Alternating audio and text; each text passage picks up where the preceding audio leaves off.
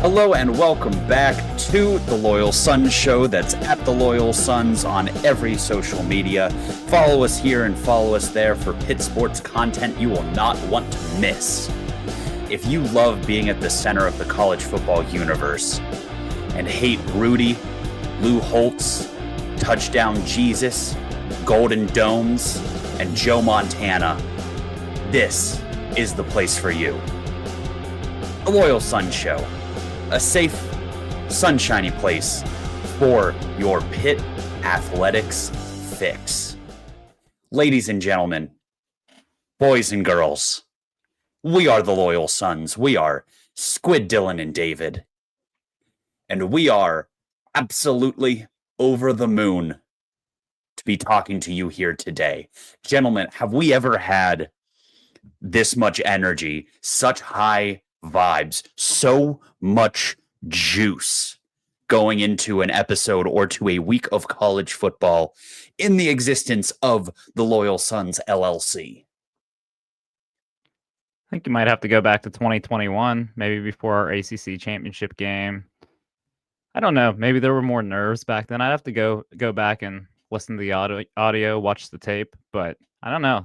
We're riding high right now. We also had a 10th of the listenership, so that changes things. There you go. It wasn't Squid, how are game you? day. It wasn't going to be game day. There was no game day. Squid, tell me everything that you're thinking and feeling right now. Oh, just a few things happened between the last time we podcasted. It was easily the most eventful bye week. We had some ACC outcomes go in our favor. Ready for the Phil Dracovic Bowl. The Phil Dracovic Bowl, indeed. Gross. Hate you for breathing that into this episode. No, Squid, you're exactly right. So much has happened between our last episode, the last time Pitt played, and today that we've had to do a little bit of a programming audible. So we were going to initially do a Q&A,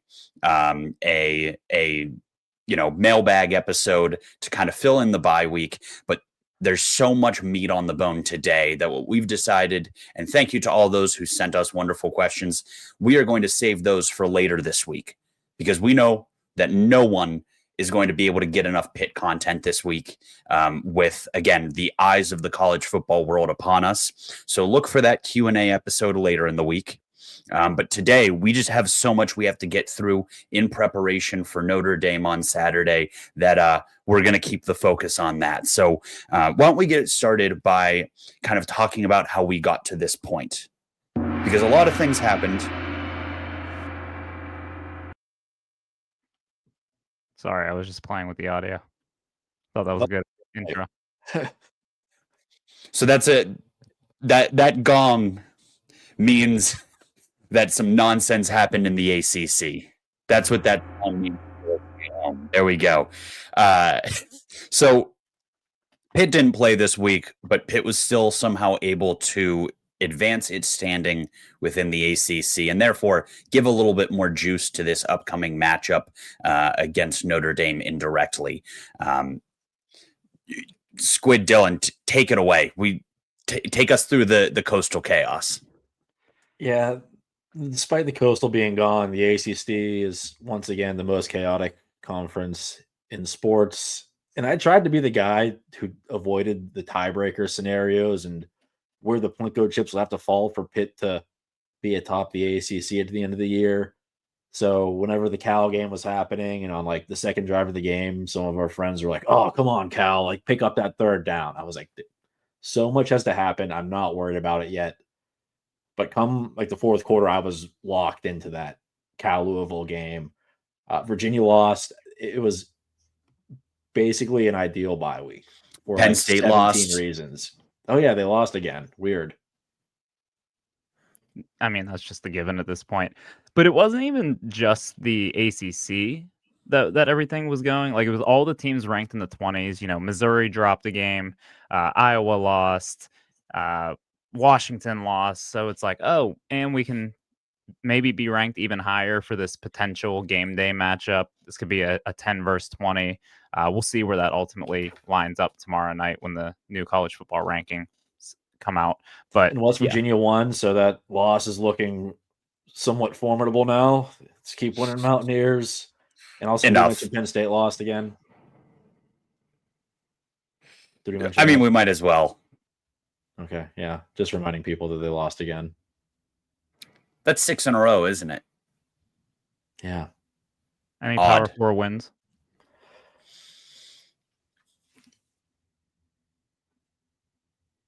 No, none. Not that I can count. Okay, just wanted to confirm. Okay, just confirming. Yeah. So the Pitt's path to the ACC championship, while not completely in their hands still, got a lot more linear after Saturday. The tiny little number next to our name is going to be a little bit tinier this week, which is, of course, a good thing. And even during a bye week, and this is, of course, why we're talking about it, even during a bye week, it helped the energy around this program. It helped the hype around the program start to build a little bit.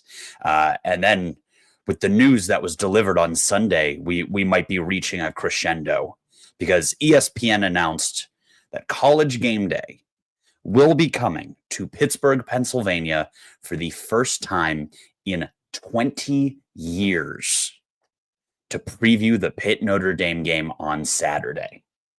That was another try to curb your enthusiasm moment in a way where a couple weeks ago we thought, hey, Pitt gets a 7-2.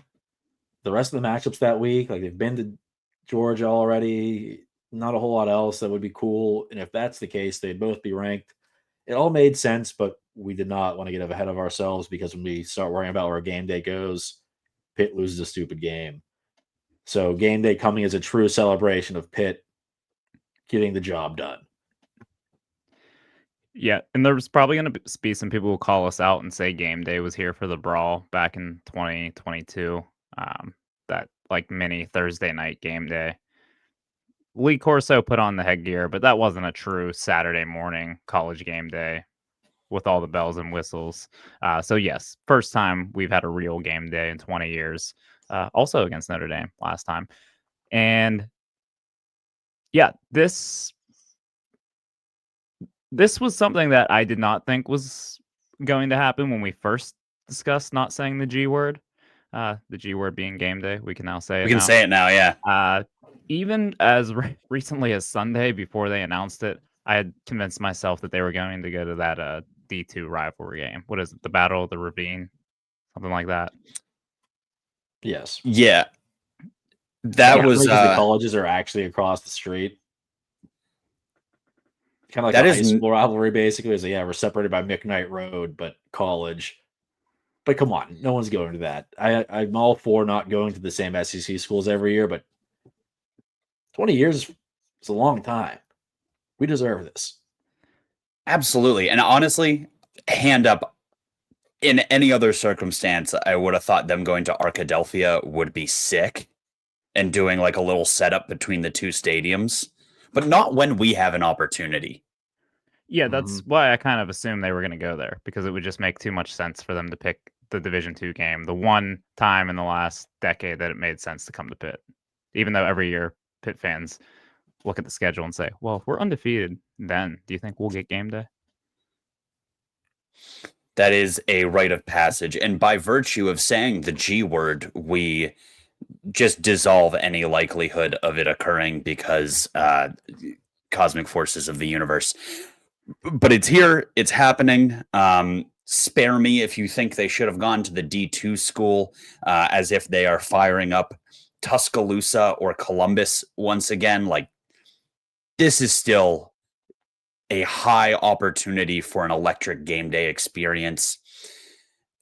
Game day is at its best when it goes to schools that haven't hosted game day in forever or ever. Indiana when they first started being good, James Madison when they first started being good, Appalachian State when they first started being good. Anytime they have ever gone to a honestly Power 4 program, the atmosphere is electric, and that's because if you are a and I've tweeted this whole theory before. If you are a sophomore at Alabama, what incentive do you have to get up at 6 a.m. and go to game day? You went freshman year. You're going to have another shot junior year and senior year, and maybe like a random third time. So you aren't going, and that crowd thins out. But this atmosphere in Pittsburgh is, I think, going to be ridiculous because it is a long, downtrodden program, oft ignored by the national media, who is getting it shot. Yeah, don't mistake us for attendance state or West Virginia, who hangs banners for selling out stadiums when they aren't good. But it will be very cool because this is one of the bigger games Heinz Field or Acrisure Stadium has seen ever. It's got to be in the top 5-ish. I know we talked about the biggest game since. I mean, the backyard brawl is always big, but that Clemson game was huge, followed by the Virginia game that had a lot of stakes. I don't think those even compare. Yeah, it's so Squid, you started that thought with attendance, but are we just shifting this to overall magnitude of the game day atmosphere? What do we judge? Just everything? Absolutely, yes. I was saying we don't care about filling the stadium. It would be nice, but we're talking about the overall, the whole enchilada, like everything added up to one epic day. The stakes are big. I mean, the backyard brawl, that game would have sold out, would have been crazy, and both of those teams could have gone 3-9 that season. This game, like, there are stakes. We are at the end of the year. There's still work to be done, but everything came to fruition. Well, I think that's kind of what I was going to start to get at here. Is this kind of has everything? All right, we've seen a handful of sellouts, like the backyard brawl in 2022, 70,000 plus people there. The first iteration of the Pitt Penn State series being renewed, the winning 42-39. That was, I think, at the time, the largest attendance in Heinz Field history. So we'll have the attendance factor for this one. It's going to be a sellout. I think I saw something. I think Pitt tweeted earlier today, posted there was like 1,500 tickets left for sale. So this one's going to be a sellout. That place is going to be packed out. Those games against Penn State and West Virginia at the time, early in the season, really didn't have any meaningful stakes outside of them being rivalry games. This is two teams who actually have legitimate college football playoff hopes still in front of them. And this is probably an elimination game for the playoff, right? Unless they try to shoehorn Notre Dame in somehow. I guess Pitt could still, theoretically, yes, they could still get in winning their last 2 ACC games. We'll get Yes, Dylan, this is not a must-win game. We'll get the Narduzzi's quote later. That God. will be discussed, but we're going to ignore that for right now. So two top 25 for sure, top 20-ish teams with college football playoff hopes. And obviously the national attention of this game with game day being here. People will probably argue like, oh, the Clemson game was bigger. That was an ACC game with what it ultimately meant. This is the biggest game I can remember for Pitt fans. When it all comes down to it, how much does this game really matter for the program, for the future of the program, the rest of this season? This is as big as it gets, and big as it has gotten for Pitt fans. And we say that a lot because we tend to be prisoners of the moment. Because again, we are not analysts or journalists. We are 3 dickhead buddies who love the Pitt Panthers. We're big fans. It's our coach's mentality. The next game is the biggest game. I still can't get away from the fact this has to be the biggest home game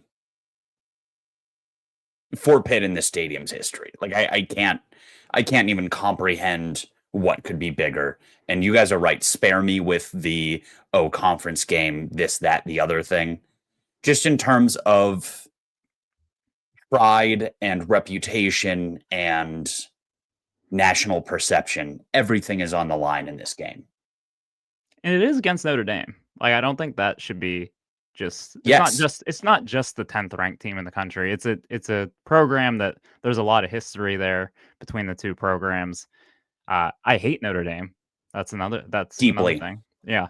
So man, I don't think we're overselling it. I don't think we are at all.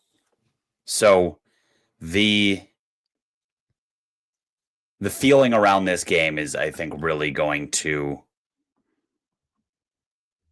get out of control. I know I personally am not going to sleep much this week. The hype around this game is going to get pretty ridiculous. Game day is going to be here. And I do want to talk a little bit about game day just because, well, there's a lot of layers to that. I have a couple predictions, but I just wanted to clarify really quickly. We were talking about this before the show. Is it correct that we heard that the first couple hours of game day are going to be outside of the stadium on the North Shore, and then they're going to bring it inside the actual stadium for the final hour?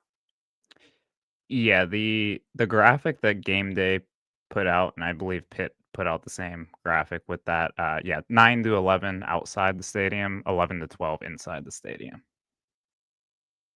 So, for starters, you know that horrible little like WWE promo McAfee does for his pick that they somehow thought was like a good idea to replace an absolute legend in Lee Corso and an absolute icon like the headgear selection. You know what I'm referring to? Indeed. He gets on the table. He probably takes his shirt off.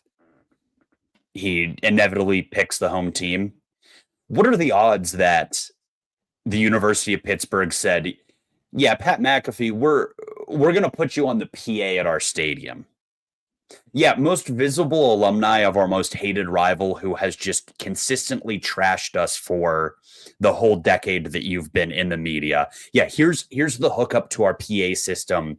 Go ahead and tell 70,000 people why you think the away team is going to win, and then hit us with like an eat shit pit. Tell me they are not going to like let that fly. Well, I'm hoping this can also be a topic we discuss. It seems like a layup who the celebrity guest picker will be. Aaron Donald getting his jersey retired. We didn't even mention that. That's like the 7th biggest storyline of this game, which is absurd. He will be on the panel, hopefully. And if he's next to Pat McAfee, maybe he'll just pick him up and slam him on his head. Just Like put an him actual directly WWE through. event. Would love for him to just menace McAfee.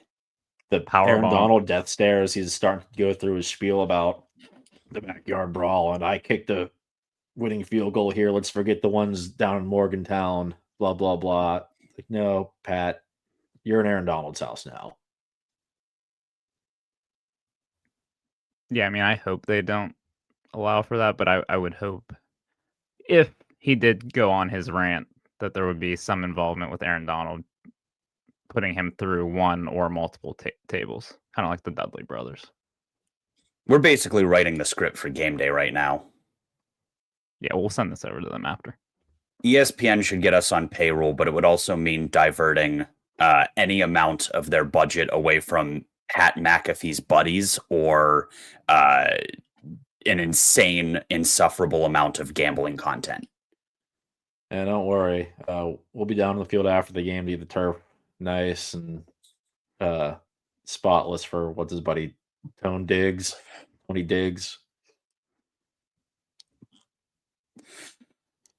They are going to have snipers perched on the roof of Acrisure for anybody that even considers storming the field in the event Pitt wins. Not really field stormers, the University of Pittsburgh. No, because of the snipers. Right.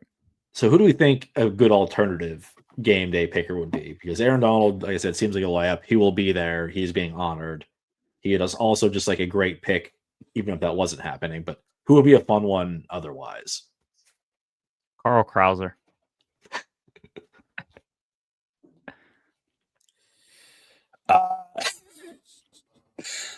If anyone's seen Carl Krauser, on the sidelines at a Pitt basketball game, you know why that's so funny. Go ahead, David. Jeff Goldblum. I just want an old, ornately dressed, visibly on acid Jeff Goldblum rambling in Nick Saban's ear about ketchup and the incline.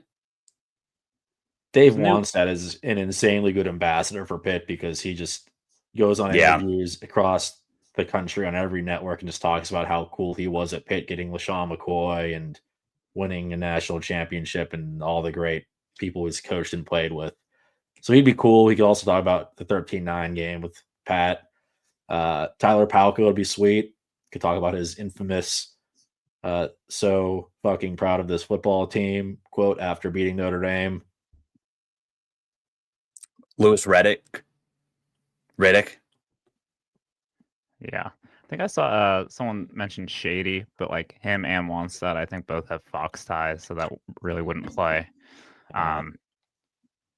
Saw someone say Wiz, and I was just like imagining Wiz next to Nick Saban, just stoned out of his mind, and what they could possibly talk about. I don't think Wiz watches football or sports or cares. I know he made a song, the Oakland Original song. I think I can say it now. I worked somewhat closely. Not somewhat closely. I helped run the social medias for Alliance 412 when they were still in effect. Now that it has been disbanded, I feel like that's okay to put out in the airwaves. Wiz does not know anything about Pitt sports. That song was written. That they had to give him. I don't know if someone else wrote it for him, but they had to at least give him the material to come up with enough Pitt references to make that song. Chevy Woods, though, Pitt fan.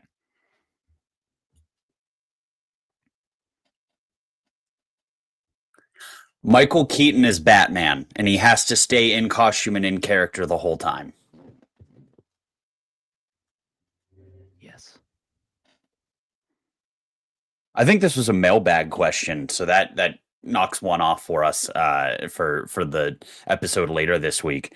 I have another prediction for game day, and it's that there's a concerted online campaign for Penn State fans and West Virginia fans in the area to take over game day, and they aren't going to, but they're going to claim that they did. 75% West Virginia fans. 75%, yeah. Do you think we'll get a similar claim from Notre Dame fans for their attendance? Were Notre Dame fans from Mount Lebanon? Is that what we decided? Or where were the Notre Dame fans? No, I thought they were Cranberry. No. North Carolina's Cranberry. We have to rehash. I believe Mount Lebanon was Duke, Cranberry's UNC, Florida State's Monroeville. I'll find. I think we decided that Notre Dame was just generally any Catholics in or around Pittsburgh. That was it. Yes. We could say like Brighton Heights or Bellevue, specifically thinking of like my mom's family. I'm just thinking coincidentally also my dad's family. Yeah. Okay. I'm just thinking of like specific people that I grew up with who just Notre Dame all the fans, Catholics that you know, for no other reason than they were Catholic and or Irish. The running list we had was North Carolina, Cranberry, Duke, Mount Lebanon, Monroeville, Florida State, Robinson, Kentucky, Notre Dame. Any Catholic person in Miami is all of the Southside LA Fitness members. Yes. Okay. Yeah. So I'm So glad anytime we got that you see a Notre Dame fan this weekend, be like, did you go to Notre Dame or are you just from like Upper St. Clair? Yeah. Yeah, there is a very big contingent of Notre Dame fans in Western Pennsylvania. I think, I don't know, probably the fourth? I mean, Pitt, Penn State, West Virginia, then Notre Dame, probably, for largest contingent of fans. It's going to be crazy. I don't remember the two most recent Acrisure Stadium / Heinz Field Notre Dame games because one was the COVID year. Thank God we weren't there for that. That was abysmal. And then the one before that, I believe I was in the student section, so I was amongst other Pitt fans. I remember the one in Tom Savage year, Ray Vinipal's legacy game. That was a lot of Notre Dame fans, and it was so awesome being there in the fourth quarter. Pitt pulls away. So many people left that. So there was a swarm of Notre Dame people heading for the exits while the Pitt fans were hooting and hollering still. So hopefully we get some of that again because there will be Notre Dame fans. They're everywhere. Yeah. Sorry, my wife locked herself out of the house, and now I'm getting yelled at. What did I miss? Squid just recapping some of his memories of Pitt Notre Dame games at Heinz Field. I was at the one when I can't remember what year that was, but it was when Ray Graham broke off the really long epic run. It's like the number one highlight you'll see from that game. Jonathan Baldwin also had an absurd game. So we might be talking about, no, those are different games for sure. Yeah. I was at that one. So I was still pretty young, probably like early high school. That is one of my most fond like Pitt football memories. Yeah, there's something about just Pitt Notre Dame. It's not the brawl. It's not Notre Dame USC, but there is a real rivalry there, and it feels like, all the Notre Dame fans from Western Pennsylvania come out of the woodwork. This is probably the game where the most people who you had no clue they were fans of a team just come out of nowhere, and then they show up on North Shore. We'll be tailgating Saturday, and we'll see like 5 people we're acquaintances with, and they just show up in like green Notre Dame gear, and you're like, I mean, why are you a Notre Dame fan? What could possibly be the reason? Mason Heinzel did an interview this week, and that was a question they asked him. Do you have friends or family who are Notre Dame, like diehard fans, even though you didn't grow up all that close to Notre Dame? And he said yes, and he's going to have some friends who are going to be torn on what they're going to wear. And we're like, dude, wear royal blue. Your buddy's the quarterback. I mean, I guess that's more excusable because Toledo is actually quite close to South Bend. But if your across the state buddy doesn't count. Fair enough. If your buddy is a Division I starting quarterback, 5-0 as a starter, a freshman phenom that is getting his name in lights all over the country because of how good he has been, what a revelation he has been for a long-suffering program, and you show up to that fucking game in the other team's colors, you should be drowned in the Ohio. I'm sorry. Is that too harsh? Counterpoint. If any of our friends would have gone to Penn State and been the quarterback there, we would have been chirping them and prank calling them like at 3 a.m. the night before the game. Yeah, to this day, if I was friends with the Penn State quarterback, I'd be like, hey, remember that time you lost to Ohio State? Anytime they would like try to get me in an argument. But yes, that's insane if his buddies show up in Notre Dame gear.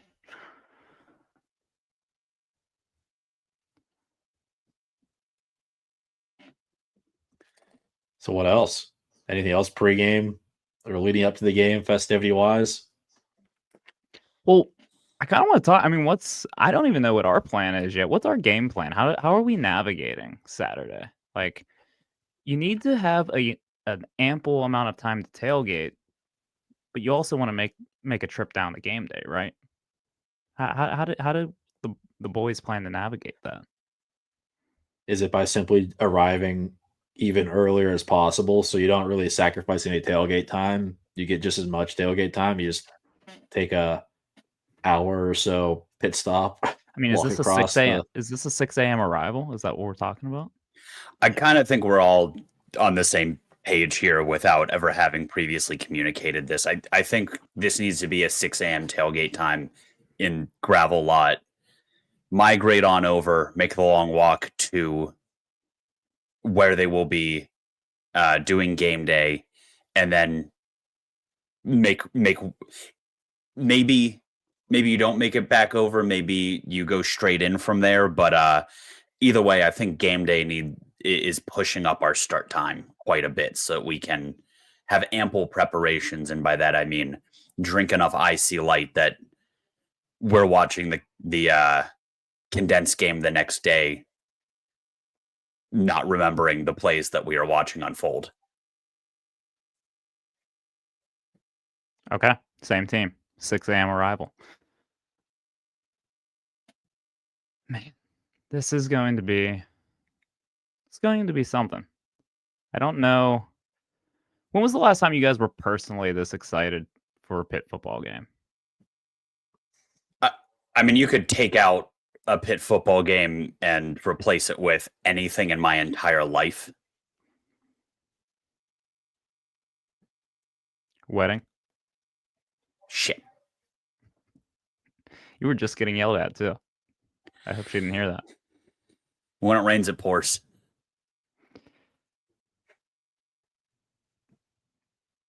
I don't know. I mean, last year, not to bring up last year in a time like this, we were undefeated over halfway through the season. Expectations were high, but I don't know if it was the same as this. Then you go back to the ACC championship year, whenever things really starting to need the motion. That was awesome. Yeah, it's been a long time. We talked about it. Fun fact, David and I are going to be on the news when this drops. We will have been on the news. And that was something we talked about. It's been 20 years since game day happened. When game day was last year, no one thought it would take this long to have it back again. The ACC championship year, we thought we'd be back there as regulars. We have not been back yet. So take these moments for granted. I know we're usually a little gun shy to say they're talking about the good things that are happening, but don't take it for granted.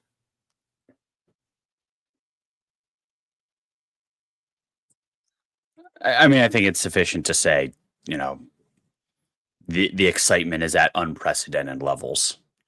Maybe we need a hero, someone involved with the program to, I don't know, get out on a microphone and cool everybody down, take some of the air out of the game and out of the city. I don't know. What do you guys think?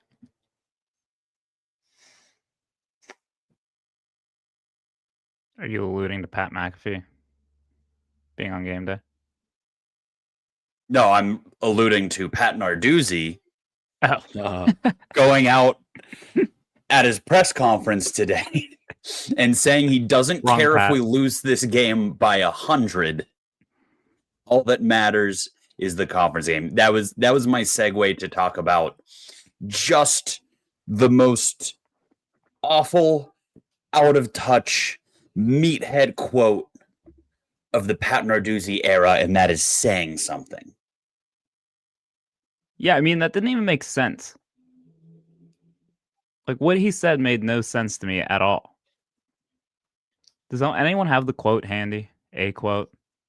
I know we had a few local reporters. I know Stephen Thompson tweeted it. I actually have his tweet verbatim. Stevens. He said, Pat Narduzzi on if this game is a must-win for Pitt. He said, absolutely not. It's not an ACC game. They could put up 100 on us as long as we win the next 2. It was funny. I actually listened to the press conference on the way home from work because I wanted to hear how they got to that point.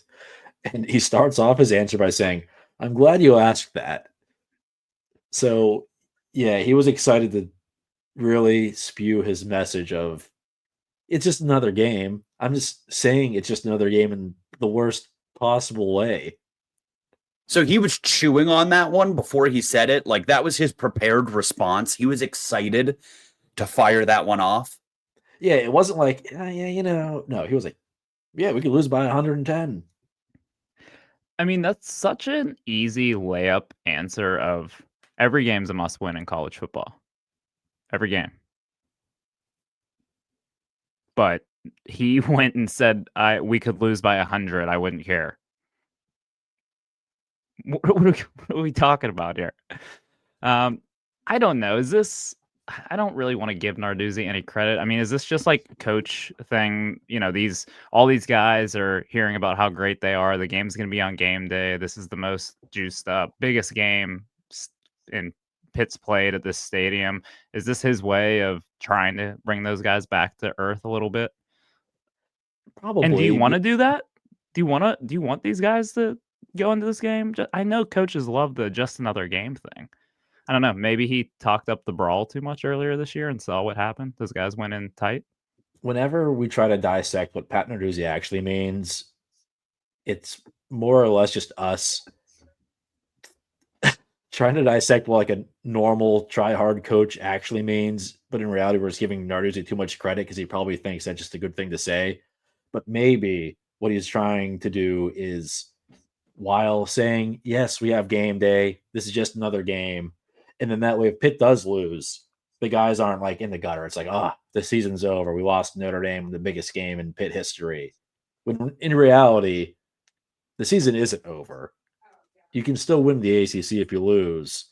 I don't know if I like saying that publicly to be laughed at by the entire Twitter space, like 5 days before game day comes to town. But that's probably, maybe, hopefully, what he was trying to get across to the team. My thing is, if they win this game, like no one will bring that up at all. Like that will just fade off into eternity. If they lose, that quote's going to be everywhere for the following week. Why would he embarrass the program knowing that we are in the spotlight this week? Can you imagine if we were down 28-3 at the end of the first quarter? How hard would we laugh at? Not right now. I thought it's you all had to think it too.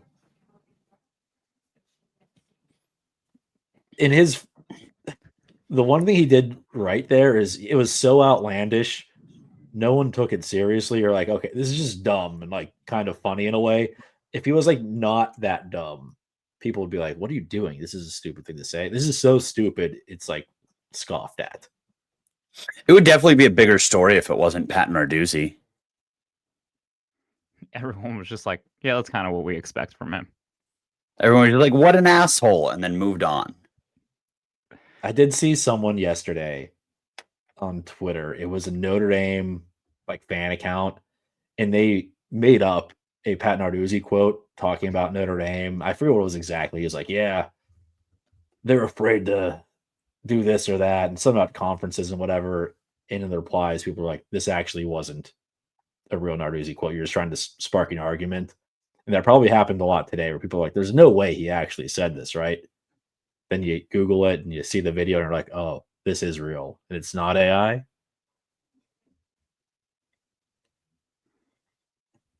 I think he should just blame AI. I didn't say that. If this team comes out flat, though, there's no way.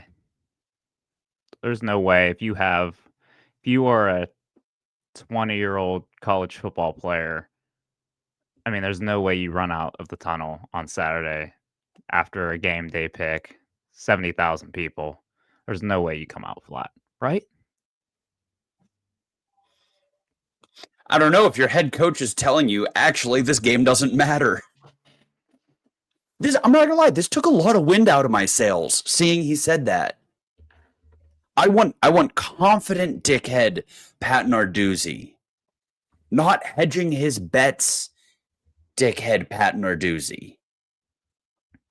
He's playing 3D chess. Now Notre Dame thinks they're going to win by 100, and they won't try as hard. Yes. The funniest possible outcome is exactly that, Squid, that like he is trying to present, basically play dead in the media, give no bulletin board material, make Notre Dame think that they're going to steamroll Pitt. And then behind the scenes, he's just like, you guys see that great bit work I did? Yeah, actually, we're going for the goddamn jugular this week. Yeah, I would hope on Saturday night, if/when Pitt comes out victorious, that's the first thing he says. He's like, oh yeah, remember when you all laughed at me for saying we're going to lose by 100? Actually, that's what led the team to victory. He tries to play it off in his post-game presser. I mean, it doesn't really help us in the thick of the ACC race. It's nice to get a win, but we're looking towards Georgia Tech and Miami. Maybe he's trying to manufacture bulletin board material. Like Kirby Smart would have the team of the decade and be like, everybody's doubting you. Everybody thinks that you suck at football. Everybody thinks we're going to lose by 100 to Mississippi State.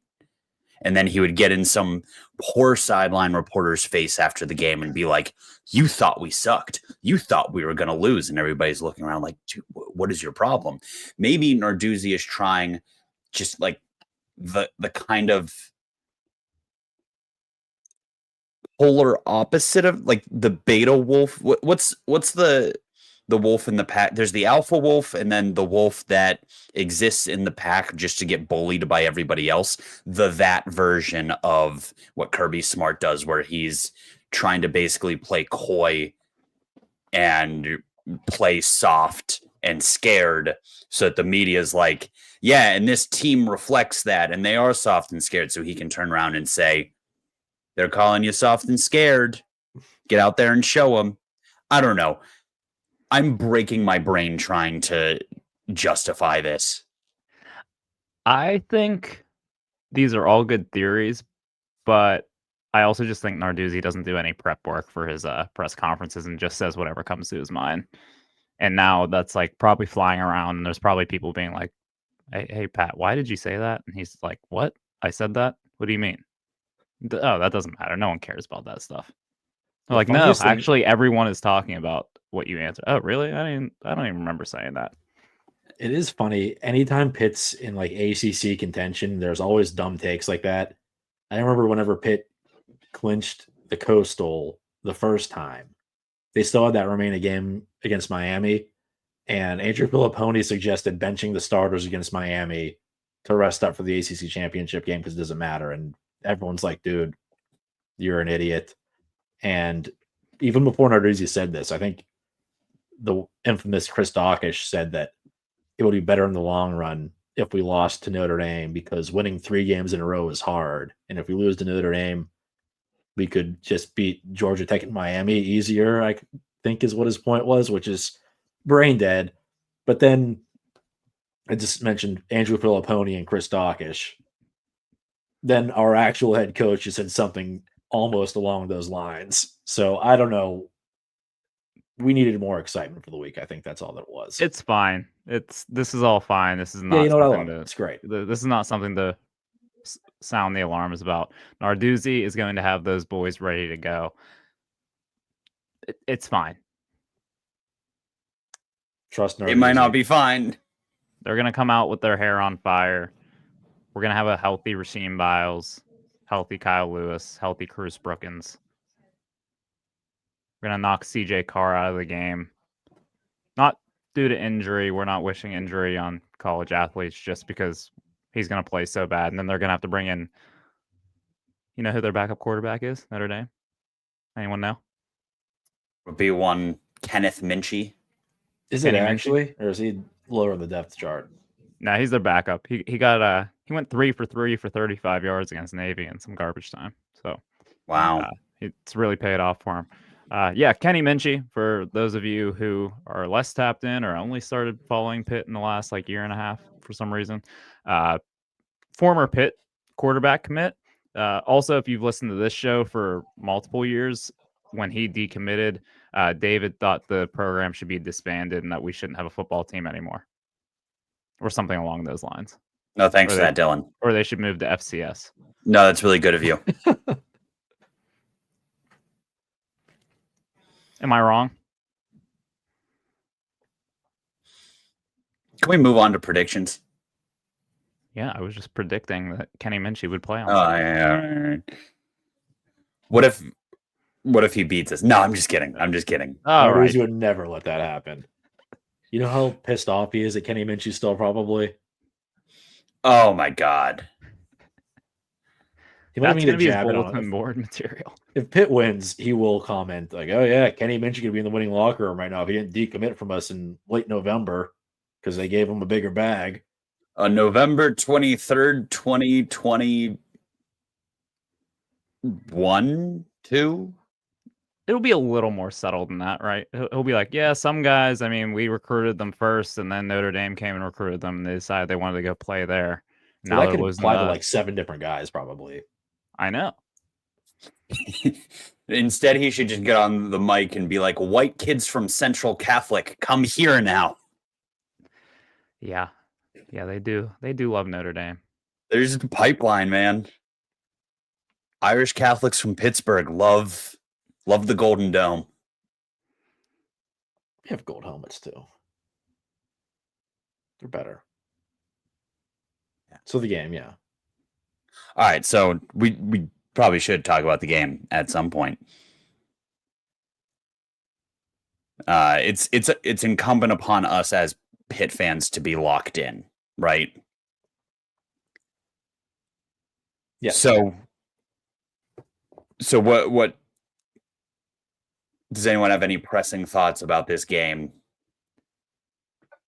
I don't The think line there's is 10.5, which I guess is reasonable, I suppose. It's not 100 points.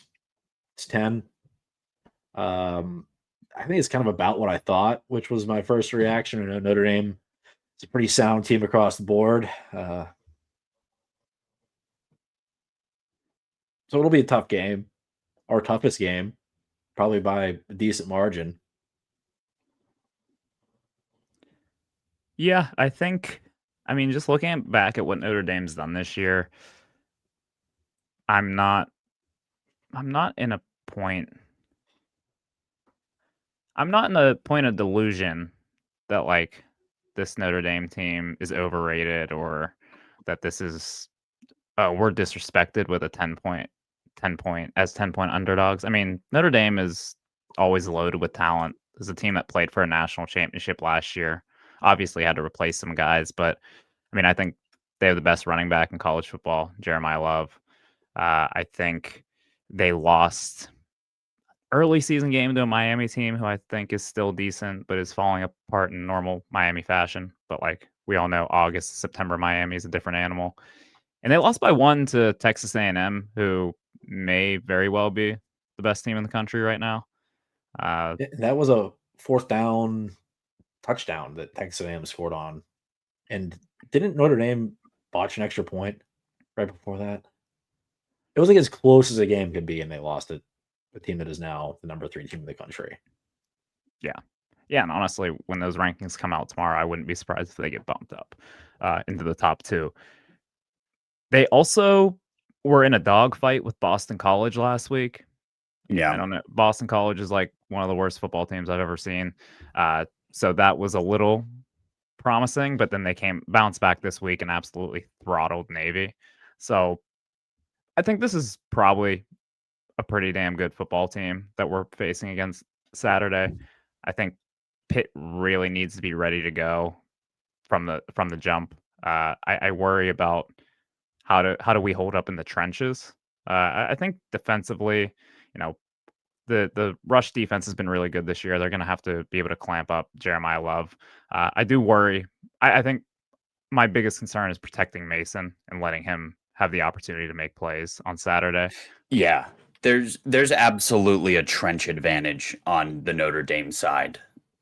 They have big blue chip boys who are going to be in the NFL someday on both sides of the ball. And frankly, I do not know if I can say the same for the University of Pittsburgh. We don't know if Jeff Percy is playing, and Kendall Stanley has been just an absolute liability. No one else on that line, I can say, has really wowed me. They've had some decent games. They've had some less than decent games, but no one I trust against a really tough defensive line. And then that Notre Dame offensive line versus our front 7 is going to be an interesting tale. I'm more worried about the offensive line because we've seen them look abysmal against Syracuse. We've also saw them bounce back, not allow a sack against the NC State, but I mean, we've seen teams be able to get to Mason. Really, no type of between the tackles running game against anyone. Couldn't do it against Stanford last week or before the bye week. So that's going to be the big thing for me. I think early in that game, we'll see how Cade Bell kind of schemes it up. How does he let Mason get some easy ones? Don't let him take hits early. I think that's going to be a big thing because, if they get to him early, make him feel them early, I think we could be in for a long day. But I think if we can have one of those nice scripted drives where they go down in 7 plays and score off the jump, then the boys are going to be buzzing. The bye week was huge for a lot of reasons. We talked about getting healthy, but I think this will give Cade Bell a lot of time to get the offense ready to go, because what can't happen is what happened at Syracuse, where Syracuse sends guys all night and throws off everything. Heinzel's timing with receivers was off. He was getting hit. He was worried about getting hit. And Notre Dame is, I think, 17th in the country in sacks. So you got to move the ball. You're going to have to run the ball. Our little quick, speedy running backs will have to be extra speedy and quick, because we can't afford to have those 1st and 10 run for 1. And then you're like, okay, shoot, now what? Do we even try to run it again? Do we spread them out and try to throw 2 times here and risk having 3rd and long? Because you can get away with that against maybe NC State, Florida State. Notre Dame's a different animal. So the offense has got to be on point. And then, I'm tackle Jeremiah Love. I think we need 10 targets minimum for a healthy Desmond Reed. 1,000%. Yeah, we talked about how good Turner's been since Reed was out, and he has been just as good, if not better, in the run game this year. But I don't think you can replace Desmond Reed in a game like this, and maybe in our last 3 games. I think it's going to take Desmond Reed getting over 100 yards all-purpose for a victory. Yeah, no question about it. He is going to need to play with his hair on fire for Pitt to have a chance. I don't know. There's 2 potential paths to victory for Pitt that I see. One is mucking it up, making this an ugly, ugly game, a knockdown, drag out, and the other is going absolutely berserk, hair on fire, just go for the jugular at every single opportunity. Just punch Notre Dame in the face from the drop. Pat Narduzzi's comments today make me think the former is more inclined. Him setting that expectation on Monday is leading me to believe that he is trying to muck up the game even before the first whistle is blown. Do you think Pitt has a better chance in a shootout or a low scoring, like smash mouth football game? I think our passing game is more dynamic. I mean, CJ Carr, I can't believe that's the first time is that the first time we've said his name yet? This podcast? I mentioned him getting knocked out for Kenny Minchie to come in and play. Oh, good. Okay. So technically, no, but okay, yeah. Yes. So CJ Carr is the other insane freshman quarterback out there right now, and he's very good, but I don't think that offense is necessarily designed to put up points the way ours is. And now, obviously, I think they are capable of it. I mean, they scored 56 against Purdue, 56 against Arkansas, and 49 against Navy last week. So I'm not saying they aren't capable of it, but this is a run-heavy offense. This is a more pro-style offense. They are not as designed to score quickly. So I think just by process of elimination, because, I don't think that we have the muscle to really win a low-scoring game against them. I kind of think you got to make this a shootout. Yeah, I watched the Navy game a little bit. Archie, owner of Archie's in the South Side, told us to bet on Notre Dame minus 29.5. So Notre Dame kind of a little bit slow. They weren't scoring a lot of points. And then before you know it, the game was a 30-point game, 40-point game, and they pulled away. And it was because Jeremiah Love broke off a huge run, and there was a play action pass. CJ Carr threw like a 60, 70-yard post route. And Navy's cornerback had no shot, and I was like, oh, God, that might be Rashad Battle. So, yes, they have Jeremiah Love. He is incredible.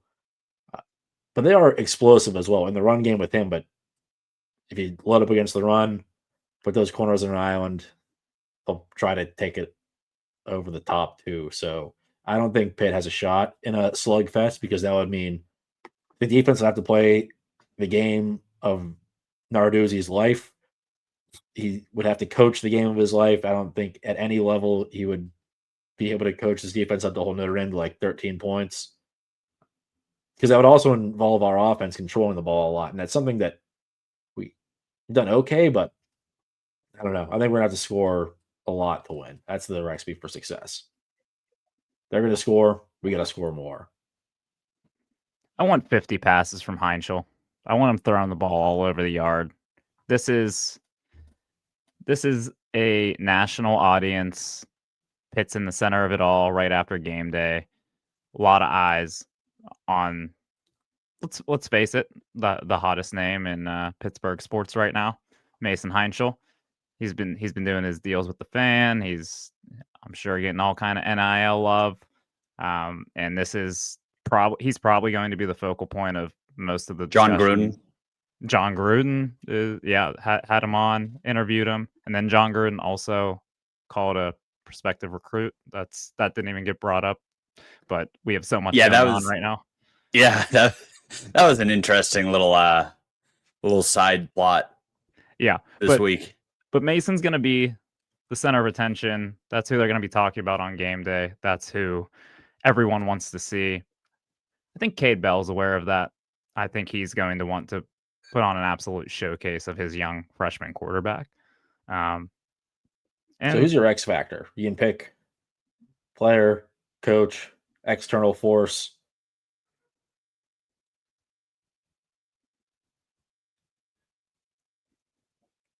Was God on Notre Dame side? They have touchdown Jesus. No, because of blasphemy or something. I don't know. Okay, sure.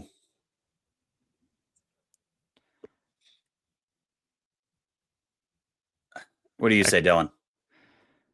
I think Desmond Reed.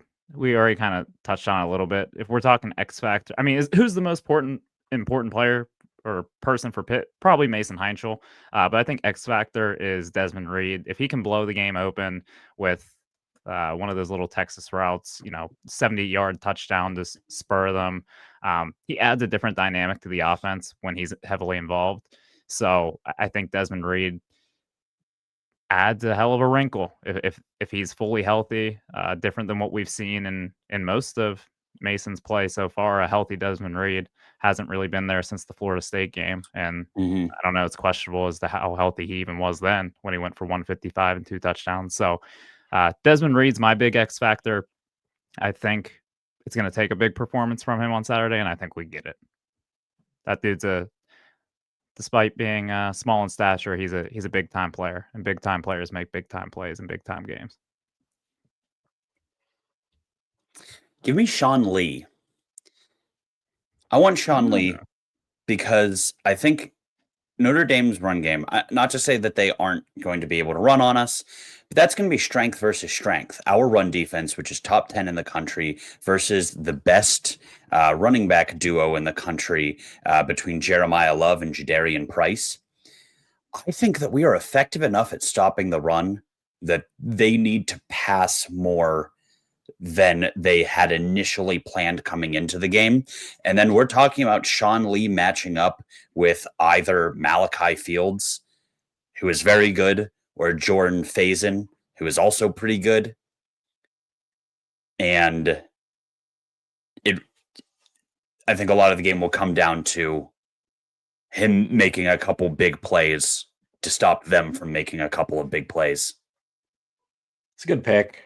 I thought about the defense, but I think it's going to be a total team effort. I don't think it's going to be like, hey, if Kyle Lewis plays amazing, he plays amazing every game. If Rashad Battle plays great, we'll be fine. Well, we still need to stop Jeremiah Love, and he's not really a big part of that. So I think it's going to take a whole team effort on defense. If Kyle Lewis wants to force like 3 fumbles, that'd be great. I think Desmond Reed was my initial pick, but Dylan stole it. So I'm going to say Cade Bell.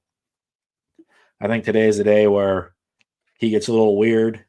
Whenever we're mad at him for trying weird things against West Virginia and some of these other teams, it's like, why are we doing this? Let's just run the ball up the middle. This is a game where the normal stuff might not work. It's going to be a lot harder. So I have to get weird, take a lot of shots, put up a lot of points. So Cade Bell, make a name for yourself today. Deuce Spann is throwing a pass on Saturday, isn't he? Dude, I was just gonna say, Squid, Deuce Spann was right there for the taking. 10 carries out of the Wildcat for Deuce Spann on Saturday. 10 carries, 45 yards, a touchdown pass, and a kickoff return for a touchdown. There you go. That's the collective Loyal Sons X Factor, Deuce Spann. Yeah, maybe this is a big job interview for Cade Bell, not specifically for Notre Dame, but oh, shut up. National. Don't do that this week. Don't do it. We were all having fun. Just saying, man. Pitt wins 110-10.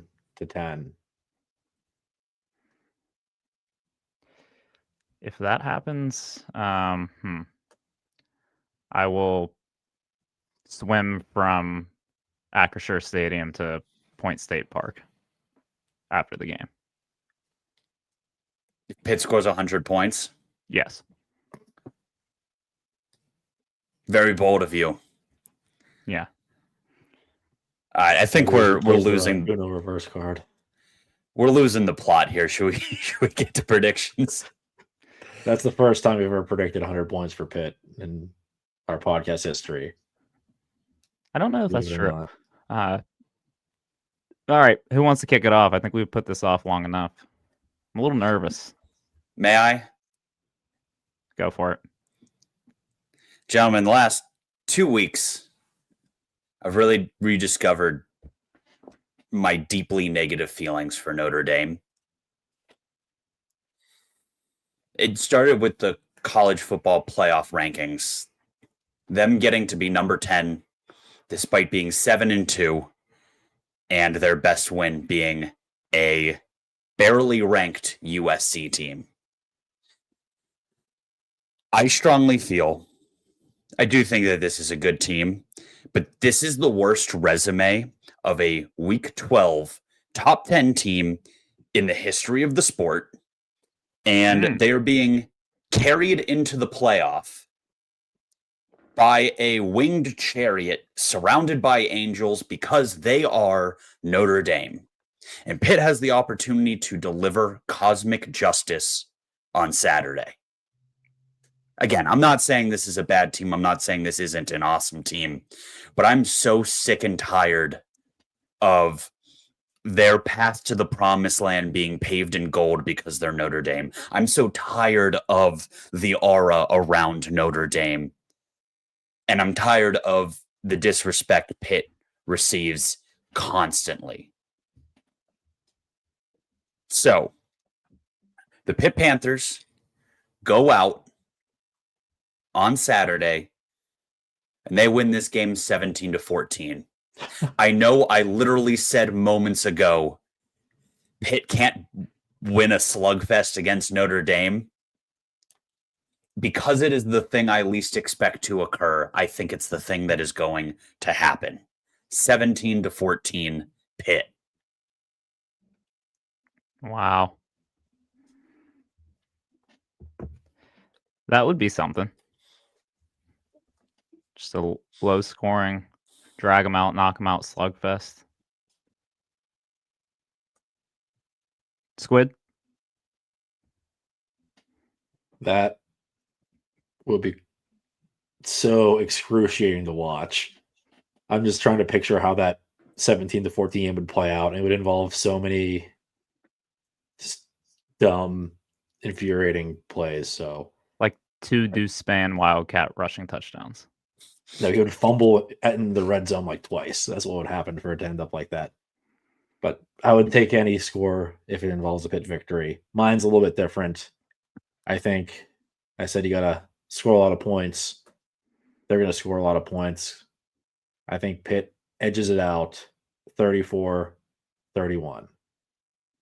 Mason gets the job done. The offense is clicking. Cade Bell calls a great game. And the defense is good enough. 34 points. That's 4, maybe 5 deuce span touchdowns. Maybe he kicks a field goal too.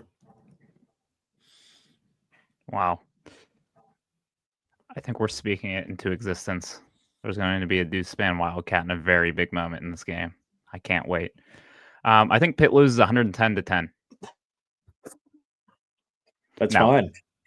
Yeah, that would literally be fine. We would still have the ACC in front of us. No, I don't know, man. All of us picking Pitt feels bad. And you know that if one of us has to pick Notre Dame for the greater good of Pittsburgh, it has to be you. You are the mushiest of us all. Yeah. Man, Go with your heart. my heart Your has gut. never won me anything. Neither has my mind. Look, this is the biggest game we've talked about this whole episode in a very long time at Acrisure Stadium. I don't care what anyone says about its non-conference. We still have everything in front of us. It's a massive game. College Gameday is going to be there. The absolute, the magnitude of having all of the eyes on college football on Pitt Saturday, it's a big deal. So I don't want to hear anyone act like whatever Narduzzi is doing, we can lose by 100 points.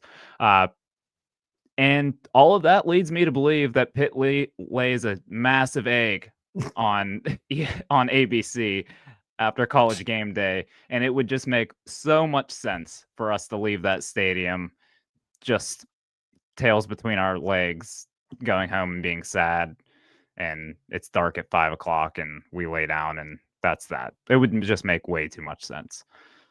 So, with that being said, I simply am not going to come on the Loyal Sons show and predict the Pittsburgh Panthers lose to Notre Dame when College Gameday is coming to Acrisure Stadium to Heinz Field for the first time in 20 years. I'm just not going to do that. Pitt wins 37-31. We leave victorious. All is good in the world. We're happy. We're in the middle of the college football playoff hunt. And then who knows? Maybe we lose 2 straight games in the season. Well, Or we those are don't. must-win games, so that would suck. This is not, just to reiterate. Yeah, we win the pointless game and then lose the 2 that matter. Yes. No, I don't know what happens after this week. Pitt goes in and gets it done. We leave victorious. All is well in the world. I feel worse about it now that you've picked Pitt. But no, Dylan, you speak for every red-blooded Pitt fan in the city. We remember hyping one game that we didn't talk about earlier in the episode in terms of like biggest Pitt games is the SMU game. Yeah, it was an away game, but that was like its big opportunity to make the ACC championship, or at least keep pushing for that at large against another ranked opponent. And they came out and just got beaten to a pulp. And we remember the way we felt that night that we looked forward to for a whole week, rented out a bar, all the excitement in the world, and we were all ready to go home about 5 minutes in. And we all remember that feeling. Yeah, that's the fear. This is a hell of a way to end this episode, but like, I don't think we mentioned anything that Pitt hasn't really beat anyone good during this winning streak. So that slightly concerns me. We can cut that out if you want. Yeah. But yeah. Pitt wins. It's all good. We're gonna go down early in the North Shore. Have a great day. We're gonna attend game day. It's all gonna be great. So we said, all joking aside, if Pitt wins this game, it would be awesome because while the next two games are huge, at this point in time, Notre Dame seems to be the toughest. So if Notre Dame falls to Pitt, anything is possible, literally. If we lose in a close game to Notre Dame, I mean, the next two games are going to be stressful, but if we win, the world will see it and our minds will be thinking it. And I'll leave it at that. What an opportunity it is for the University of Pittsburgh to be in this position, to be under so much pressure. Can we go out and seize it for once? I'm feeling pressure, and I'm not doing shit on Saturday other than drink some beers and sit in a seat. Pressure is privilege. Yeah, pressure, man. I mean, imagine being Mason Heinschel. Like a month and a half ago, no one even knew who you were. We were in the stands talking about, where's this kid from? I was like, oh, I think it's like Michigan. Someone's like, no, it's Ohio. He's from Ohio, but it's like up near Michigan. Michigan was recruiting him. Month and a half later, he's going to be center stage for all of college football to watch. What an opportunity. What an opportunity. All right. Can we close this thing out? Two quick programming notes. One, again, we are doing a canned food drive at our tailgate on Saturday. We will be in the Gold Lot. Gravel lot. Not the Gold Lot. What'd I say? You said Gold Lot. We'll be in the Gravel Lot. That's on the corner of Fulton and Western. Can for a can. You bring us a can good. We deliver you a delicious can of Iron City Light. Proceeds all going to Spark of Hope. Let's do something nice for the community with all of this this momentum around the Pitt program.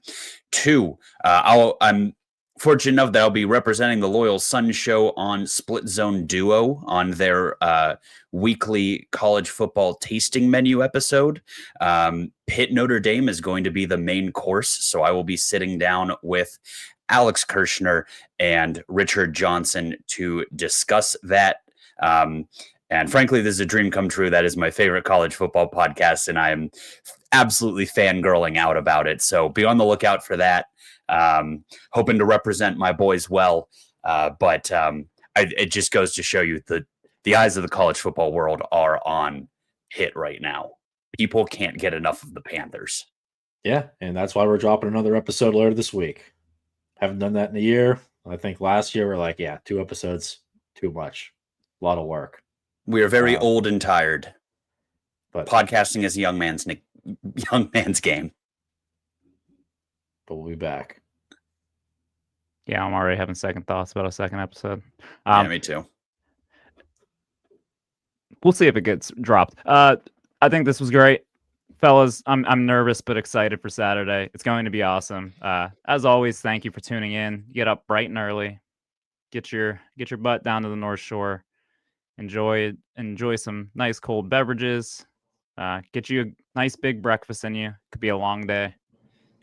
Depending on the results of the game, could be a really long day if we are able to celebrate a bit after. But first things first, get down to the stadium, get to the North Shore, go root on the Panthers. Let's go get a win. It's almost game day. As always, hail, loyal sons of Pittsburgh. Please win. Please beat Notre Dame. Please win. Please.